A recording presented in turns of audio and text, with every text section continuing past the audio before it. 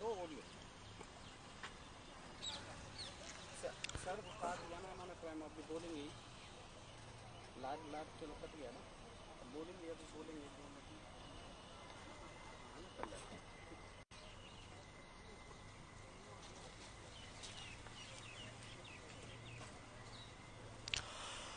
Break के बाद आपका स्वागत है। तो हर खबर पर ये बड़ी कवरेज आप बजट को लेकर आज देख रहे हैं। आज दिन भर हम बजट को लेकर छोटी से छोटी और बड़ी से जो खबर है वो आज जब बजट भाषण शुरू होगा मुख्यमंत्री का, जो वित्त मंत्री के तौर पर बजट पेश करने वाले हैं, उनके जब पिटारे से क्या कुछ निकलने वाला है इस पर प्रदेशवासियों की नजरें जो है वो बनी हुई हैं।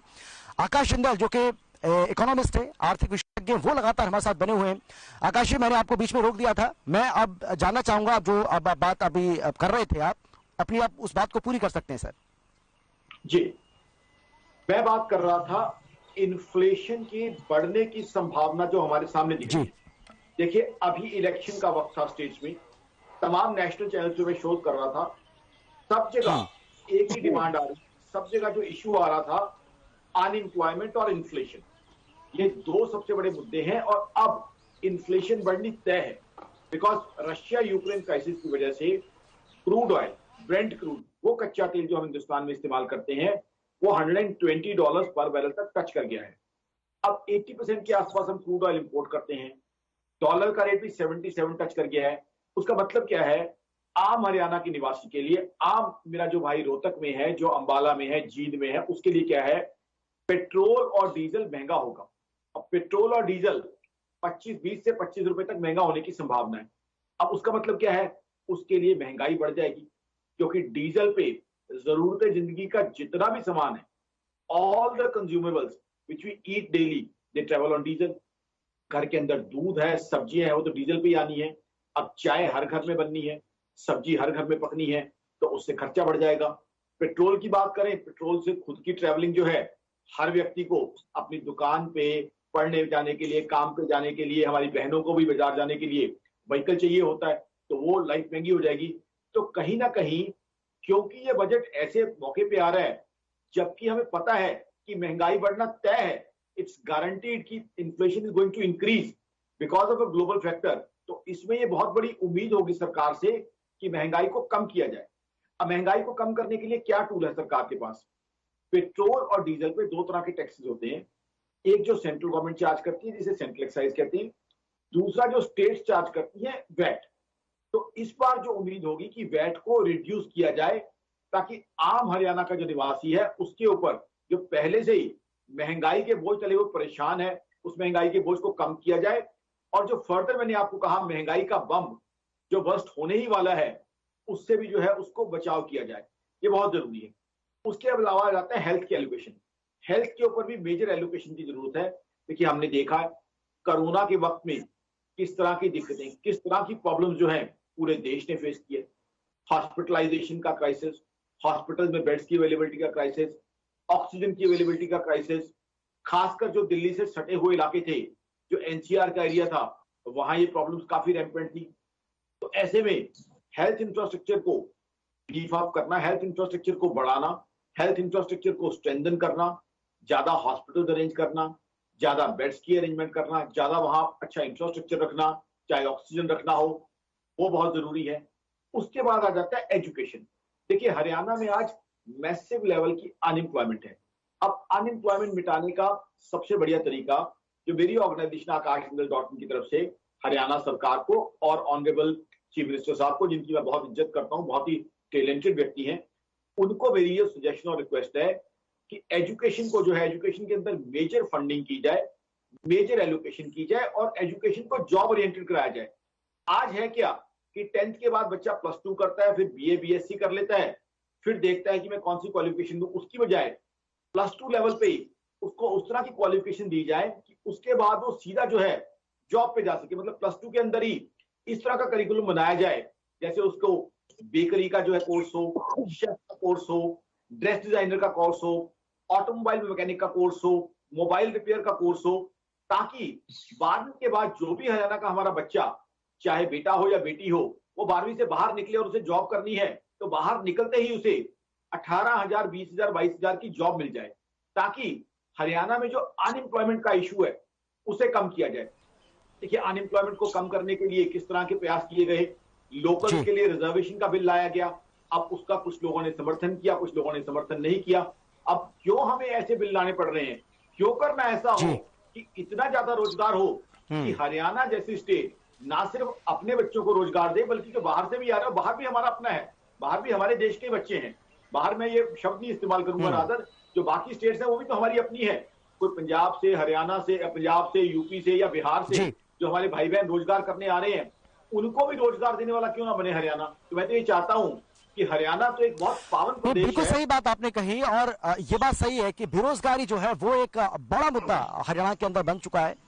और बेरोजगारी के जो आंकड़े सीएमआई के सामने आए, हालांकि सरकार उनको नहीं मान रही है, और कल भी मुख्यमंत्री ने इसको लेकर अपना जवाब दिया है, जिसमें उन्होंने कहा है कि सीएमआई की जो रिपोर्ट है हम इसको खारिज करते हैं, और सीएमआई की रिपोर्ट पर इसलिए भरोसा नहीं किया जा सकता है आकाश जी, सरकार का यह कहना है, क्योंकि दिसंबर 2021 में जब सीएमआई की रिपोर्ट आती है तो उसमें कहा जाता है कि 34% से ज्यादा हरियाणा में बेरोजगारी दर है। लेकिन एक महीने के बाद यानी कि जनवरी 2022 में एक और रिपोर्ट आती है और उसमें कहा जाता है कि हरियाणा में बेरोजगारी की जो दर है वो 22 से 25% है। तो एक महीने के अंदर अंदर इतनी कमी कैसे आ सकती है? तो इसको लेकर भी मुख्यमंत्री की ओर से सवाल खड़े किए गए। तो ये एक बहुत बड़ा मुद्दा है, और बिल्कुल सही कह रहे हैं आप कि एम्प्लॉयमेंट को किस तरीके से बढ़ाया जाए, बेरोजगारी दर को किस तरीके से कम किया जाए, इसको लेकर भी सरकार इस बजट के अंदर कुछ प्रावधान कर सकती है। बहुत शुक्रिया आपका हमारे साथ जुड़ने के लिए, चर्चा में शामिल होने के लिए। हमारे साथ फिलहाल जुड़ गए हमारे संवाददाता रवि चंदेल जुड़ गए सीएम हाउस से। रवि, क्या जानकारी है आपके पास? सीएम कितने बजे निकलेंगे सीएम हाउस से?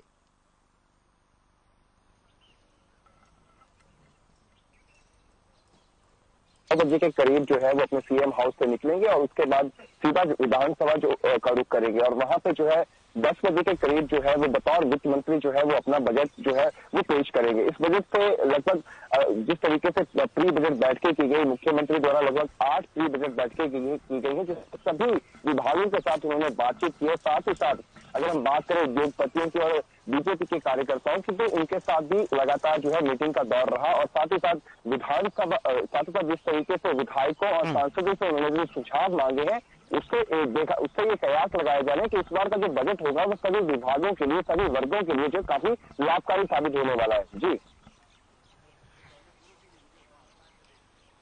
बिल्कुल सही कहा आपने रवि, ये बिल्कुल सही बात है कि हमने देखा कि किस तरीके से पिछले 2-3 महीने से इस बजट की चर्चा जो है वो लगातार चल रही थी, इसकी तैयारी लगातार चल रही थी। मुख्यमंत्री खुद बैठक पर बैठक कर रहे थे, उन्होंने तमाम विधायकों से बातचीत की है, तमाम मंत्रियों से बातचीत की है, इसके साथ ही अधिकारियों से उन्होंने बातचीत की है, इंडस्ट्रियलिस्ट से उन्होंने बातचीत की है। तो हर वर्ग को इसमें साधने की कोशिश की जाएगी, इस बात की हम उम्मीद कर सकते हैं। लेकिन क्योंकि देखिए हमने देखा है इससे पहले भी रवि की डिजिटल बजट आज की तारीख में पेश किया जाता है, यानी कि पहले जो बजट पेश करने का तरीका था और अब बजट पेश करने का तरीका, दोनों में बहुत बड़ा अंतर आया है। तो इस बार का जो बजट है वो इस लिहाज से कितना खास हो जाता है रवि?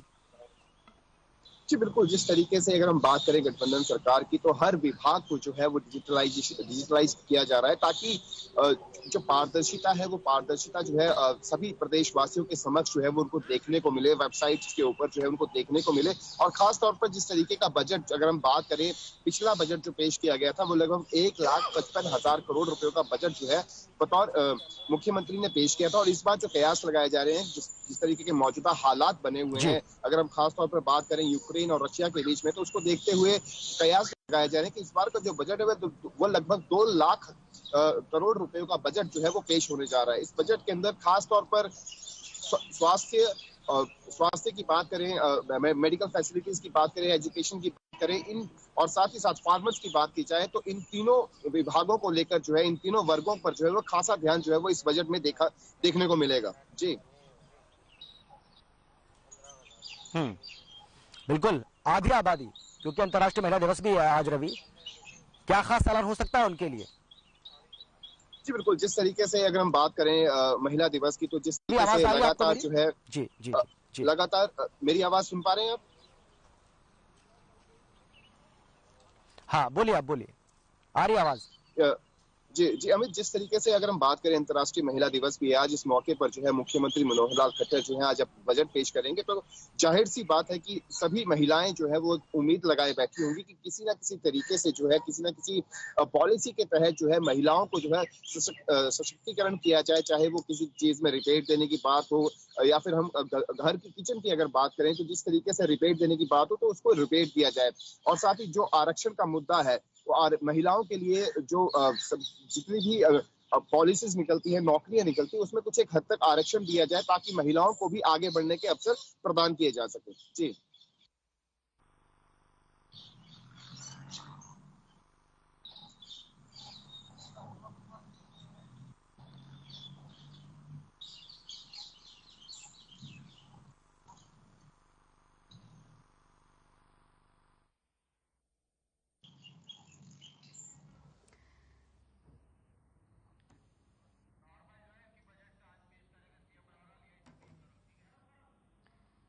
तो आज सीएम मनोहर लाल जब वित्त मंत्री के तौर पर आज बजट पेश करेंगे, तो आपको बता दें कि मुख्य मनोहर लाल अपने दूसरे कार्यकाल का तीसरा बजट पेश करेंगे। वही सुबह 10 बजे सीएम अपनी बजट स्पीच शुरू करेंगे और बजट में घोषणाओं की भरमार रहने वाली है। खासकर प्रदेश की आधी आबादी के लिए कई घोषणाएं इस दिन विशेष पर हो सकती है। और वहीं आगामी दिनों में हरियाणा में होने वाले 51 नगर परिषद और नगर पालिकाओं के साथ पेंडिंग पंचायत चुनाव का पूरा असर बजट पर दिख सकता है, क्योंकि निकाय और पंचायती चुनाव के कारण शहरी और ग्रामीण क्षेत्र के लोगों को लुभाने के लिए भी बजट में ऐलान होने के आसार हैं।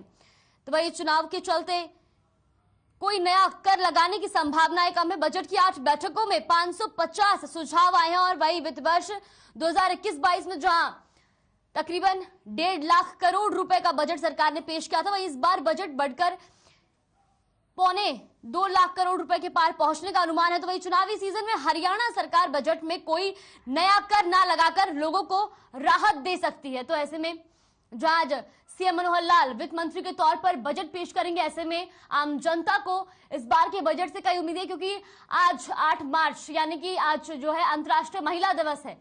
तो ऐसे में आज का दिन भी बेहद खास है। तो ऐसे में जो महिलाएं हैं, खासतौर पर जो महिलाएं हैं, वो भी इस बार के बजट से काफी कुछ उम्मीदें कर रही हैं, क्योंकि महिला दिवस का दिन जो है वो बजट पेश करने के लिए चुना गया है।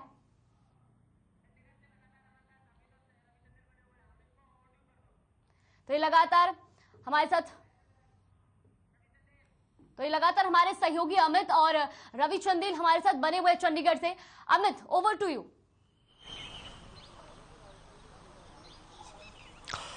बिल्कुल, शुक्रिया जागृति। तो जिस तरीके से हम लगातार बड़ी अपडेट आपको दे रहे हैं, बड़ी खबर लगातार आपको हम बता रहे हैं, क्योंकि हरियाणा का बजट आज पेश होने वाला है और किसी की नजर इस बात पर टिकी है कि आज बजट में क्या कुछ खास होने वाला है। जिस तरीके से सरकार की ओर से बार बार इस बात का दावा किया जा रहा है कि हर साल हम बजट को बढ़ाने की कोशिश कर रहे हैं और इस बार का जो बजट है उसको भी हमने बढ़ाने का काम किया है और उम्मीद ये की जा रही है कि करीब 2.25 लाख करोड़ रुपए का ये बजट, यानी कि जो पहले बजट पेश किया गया था उस बजट से काफी अधिक ये बजट इस बार रहने वाला है।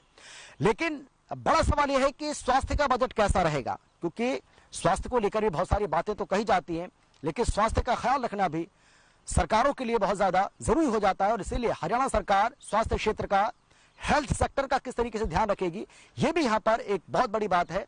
इस पर हम बातचीत करेंगे। डॉक्टर सारिका वर्मा हमारे साथ जुड़ गई हैं, जो कि गुरुग्राम IIM की अध्यक्ष हैं।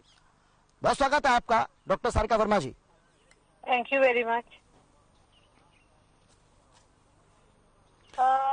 मैं सारिका जी आपसे जानना चाहूंगा, क्या उम्मीद कर रही है आज जो बजट पेश किया जाना है हरियाणा विधानसभा के अंदर, वित्त मंत्री के तौर पर मुख्यमंत्री मनोहर लाल इस बजट को पेश करेंगे, हेल्थ सेक्टर के लिए आप क्या उम्मीद कर रही हैं? आपको क्या लगता है कि हेल्थ सेक्टर के लिए बजट में क्या कुछ खास होना चाहिए? देखिए, हेल्थ जो है इट्स अ स्टेट सब्जेक्ट, तो nationally we spend only 1% of the GDP on health, लेकिन हरियाणा सरकार 7% हेल्थ पे स्पेंड करती है। मैं उम्मीद करूंगी कि खासकर गुड़गांव के लिए, क्योंकि मैं गुड़गांव की सचिव हूं, तो गुड़गांव के जो हेल्थ स्टेटस है इस समय बहुत बढ़िया नहीं है। एक हमारा सिविल अस्पताल है पूरे गुड़गांव के लिए जो 3 साल से बंद पड़ा हुआ है। नया अस्पताल को बनने में अभी टाइम लगेगा, क्योंकि अभी टूट के बिल्डिंग गिरी भी नहीं है। तो एक हमारा मेडिकल कॉलेज है जो 7 साल पहले अनाउंस हुआ था, आज तक उसकी नींव भी नहीं रखी गई है। तो ये गुड़गांव के लोगों के लिए बहुत बड़ी समस्या है। जिस जगह पे जहाँ पे हेल्थ इंडस्ट्री पूरी चल रही है, यहाँ पे भी है more than 25 corporate hospitals. Private जो अफोर्ड कर सकते हैं उनके लिए तो ये परफेक्ट सिटी है, लेकिन जो गरीब लोग हैं जिनका इंश्योरेंस नहीं है, जो आयुष्मान भारत के कार्ड के उसमें नहीं आते जी, वो करीब 60-70% लोग हैं जो अपनी पॉकेट से खर्च नहीं कर पाते और जो फ्री का लाभ उठा नहीं पाते, तो उनके लिए बहुत बड़ी दिक्कत है गुड़गांव में। और कोई भी चीज होता है तो उनको दिल्ली के धक्के खाने पड़ते हैं, क्योंकि यहाँ से सिविल हॉस्पिटल से रेफर टू दिल्ली कर दिया जाता है। तो मेरा सरकार से खास कर रिक्वेस्ट रहेगा कि गुड़गांव में जो आपने हॉस्पिटल बंद करा है, उसकी जगह एक टेम्पररी हॉस्पिटल भी एक बढ़िया से क्रिएट किया जाए, या इसी हॉस्पिटल को 1 साल के अंदर खड़ा किया जाए, क्योंकि जो नॉर्मल लोग हैं, जो मिडिल क्लास लोग हैं, वो बहुत ज्यादा सफर कर रहे हैं। और हेल्थ क्योंकि Gurgaon provide 70% of the tax for the entire state, तो गुड़गांव सेंट्रिक बजट होना इस बार मैं रिक्वेस्ट करूंगी कि हेल्थ पे और इंफ्रास्ट्रक्चर पे बहुत ज्यादा इसमें जरूरत है। जी, लेकिन सरकार की ओर से बार बार ये कहा जाता है डॉक्टर सारिका वर्मा जी कि हेल्थ सेक्टर को लेकर सरकार बहुत ज्यादा चिंतित रहती है, हेल्थ सेक्टर का जो बजट है उसको बढ़ाने का काम भी करती है, और इस बार भी हेल्थ सेक्टर का विशेष ध्यान रखा जाएगा। आप गुरुग्राम की बात कर रही है, लेकिन अगर हम ओवरऑल हरियाणा की बात करें तो उसमें आपको किस तरीके से नजर आता है कि सरकार हेल्थ सेक्टर को लेकर कितनी चिंतित है, और सरकार की संजीदगी इसको लेकर कैसी नजर आती है आपको? देखिए, एक होता है अनाउंसमेंट, दूसरा होता है जमीन पे काम। तो जमीन अनाउंसमेंट के बाद जमीन पे काम होना बहुत ज्यादा जरूरी है। जिस तरह अगर दिल्ली ने हर सेक्टर, हर वार्ड में, हर कॉलोनी में एक मोहल्ला क्लिनिक बनाया है, तो हमें वहाँ से भी सीख कर यहाँ पे भी मोहल्ला क्लिनिक शुरू करने चाहिए। It's not an expensive thing, 25 से 30 लाख रुपए लगते हैं। एक स्टैंडर्ड पीएचसी बनने में 5 करोड़ रुपए लगते हैं। तो हम वही एक अच्छी चीज जो इंडिया में हो रही है उसको हम कॉपी क्यों नहीं करते? जब यूएन आके उससे सीख रहा है, तो हरियाणा को अपने नेबर से सीखने में क्या आफत आ रही है? The point should be to provide maximum health care at the minimum cost to the maximum number of people. और अगर हम वो नहीं कर रहे हैं तो फिर मुझे लगता है कि फिर हरियाणा सरकार की चूक रहेगी। बिल्कुल मैम, देखिए, हेल्थ सेक्टर के बारे में हमने बात कर ली, लेकिन एक महिला भी आप हैं, और आज इंटरनेशनल विमेंस डे है सर। मैम, अंतर्राष्ट्रीय महिला दिवस है, और इसलिए हमारी शुभकामनाएं आपको। लेकिन इसके साथ ही मेरा सवाल ये भी है कि आधी आबादी, महिलाओं को आधी आबादी कहा जाता है देश के अंदर, इस आधी आबादी के लिए सरकार क्या कुछ प्रावधान कर सकती है? इसके लिए तो थोड़ा सा हमें इंतजार करना पड़ेगा, जब सीएम साहब फाइनेंस मिनिस्टर के तौर पर जो अपनी बजट स्पीच वो पढ़ेंगे, उसके थोड़ा सा इंतजार करेंगे। लेकिन आपको क्या उम्मीद लग रही है? मुझे उम्मीद तो नहीं है, लेकिन मैं ये कह सकती हूँ कि हमें जरूरत क्या है। महिलाओं को कोई स्पेशल बेनिफिट्स नहीं चाहिए, लेकिन जो महंगाई है, जो लगातार पिछले 4-5 साल से बढ़ती जा रही है, और ये जो फ्यूल में वो टैक्स कम कर नहीं रहे, और अब ये सुनने में आया है कि क्योंकि इलेक्शन खत्म हो गया है तो 20 से 25 रुपए डीजल और पेट्रोल दोनों पे बढ़ेगा। तो इसका असर जो है ना, ये बच्चों की न्यूट्रिशन पे डायरेक्टली पड़ता है, क्योंकि हर चीज जब तेल 200 रुपए किलो हो गया है, गेहूं आटा 50-60 रुपए किलो हो गया है, जब ये वेजिटेबल और फ्रूट पे, जब ये मिल्क, इन सब चीजों पे जब प्राइस बढ़ता है, तो हर घर में न्यूट्रिशन हिट होता है। क्योंकि जो रिच पीपल है उनको तो कोई प्रॉब्लम नहीं है, पेट्रोल में 5,000 नहीं दिया, 8,000 रुपए दे दिया, लेकिन एक गरीब घर में अगर जब होता है कुछ, तो फिर अगर उसके 2,000 रुपए महीना फालतू लग गए, तो वो 2,000 रुपए बच्चों के न्यूट्रिशन से जाते हैं। जो एलपीजी है, उन्होंने इतना महंगा कर दिया है, सब्सिडी हटा के, जो सरकार कहती है कि हमने 8 करोड़ फ्री में दिए हैं, उसमें से 85% सिलेंडर दोबारा रीफिल नहीं होते, क्योंकि गैस का कॉस्ट इतना ज्यादा हाई है। तो जो मिडिल क्लास है, जो लोअर मिडिल क्लास है, वो 1,000 रुपए का एलपीजी सिलेंडर खरीदने में सक्षम नहीं है। और कई गांव हैं, कई अर्बन पुअर है, जो वापस एलपीजी को छोड़ के उपले जलाने लग पड़े हैं, और उससे इंडोर पोल्यूशन माँ और बच्चे दोनों को होता है। जो छोटे बच्चे माँ के आंचल से छुपे रहते हैं, इंडोर पोल्यूशन बहुत ज्यादा बढ़ रहा है, और उनकी हेल्थ के बारे में भी सोचना पड़ेगा। बहुत शुक्रिया आपका डॉक्टर सारिका वर्मा जी, हमारे साथ जुड़ने के लिए, अपनी बात रखने के लिए। तो बिल्कुल हेल्थ सेक्टर के लिए क्या कुछ ऐलान किया जा सकता है, हेल्थ सेक्टर से जुड़े जो लोग हैं वो इससे क्या उम्मीद कर रहे हैं, ये आपने यहां पर सुना डॉक्टर सारिका वर्मा जी का, जिनका साफ तौर पर कहना है कि वो उन्होंने कुछ सुझाव भी यहां पर सरकार को दिए हैं, और उन्होंने बताया कि जिस तरीके से जो हमारे नेबर स्टेट हैं, खासतौर पर दिल्ली का एग्जांपल उन्होंने दिया, और दिल्ली के जो मोहल्ला क्लिनिक हैं, मोहल्ला क्लिनिक को लेकर भी हालांकि कई बातें कही जाती हैं, लेकिन डॉक्टर सारिका वर्मा को लगता है कि मोहल्ला क्लिनिक जो है वो एक अच्छी पहल आम आदमी पार्टी की जो सरकार है दिल्ली में उसने की है, और अगर वहां से कुछ अच्छा हमें ऐसा लग रहा है, तो यहाँ की सरकार उसकी पहल क्यों नहीं कर सकती है? ये एक सुझाव उनका यहाँ पर जरूर था। और इसके साथ ही महिलाओं के लिए क्या कुछ उम्मीदें वो कर रही हैं वो भी उन्होंने यहाँ पर बताया है। रवि चंदेल हमारे साथ लगातार बने हुए हैं सीएम हाउस से, हमारे संवाददाता। रवि, अब हम आपसे जानना चाहेंगे कोई ताजा अपडेट है तो सबसे पहले वो अपडेट हमें दीजिए, और दूसरा हम ये भी आपसे जानना चाहेंगे क्योंकि बजट का दिन जो होता है वो एक बड़ा दिन होता है, एक ऐतिहासिक दिन होता है। तो मुख्यमंत्री मनोहर लाल जब सीएम हाउस से निकलेंगे वित्त मंत्री के तौर पर, क्योंकि आज उनको बजट पेश करना है, तो कोई जानकारी आपको मिल रही है? क्योंकि इस दिन को खास बनाने के लिए कई तरह की चीजें जो हैं, कई तरह की जो बातें हैं वो देखने को मिलती हैं। कभी हमने देखा है कि साइकिल के जरिए वो विधानसभा पहुंचते हैं, कभी हमने देखा है कई स्टेट में देखा है कि हमने कभी बाइक के जरिए वो विधानसभा पहुंचते हैं। यानी कि एक अलग अंदाज में कहीं ना कहीं इस दिन को देखने की या दिखाने की कोशिश की जाती है। तो इस बारे में कोई जानकारी किसी तरह की आपको मिल पा रही है क्या? जी, फिलहाल की जो स्थिति बनी हुई है यहाँ पे जो है लगातार अधिकारियों का आवागमन जो है वो बना हुआ है, लेकिन ऐसी कोई अपडेट जो है वो अभी तक निकलकर सामने नहीं आई है कि मुख्यमंत्री जो है वो बजट पेश करने के लिए कौन से वाहन का उपयोग करेंगे। ऐसा फिलहाल की स्थिति में कोई अपडेट जो है वो सामने नहीं आई है, लेकिन खास तौर पर तकरीबन 9:30 बजे के करीब जो है मुख्यमंत्री मनोहर लाल खट्टर जो है वो विधानसभा के लिए रुख करेंगे और 9:45 के करीब जो है विधानसभा परिसर में पहुंचेंगे। जी,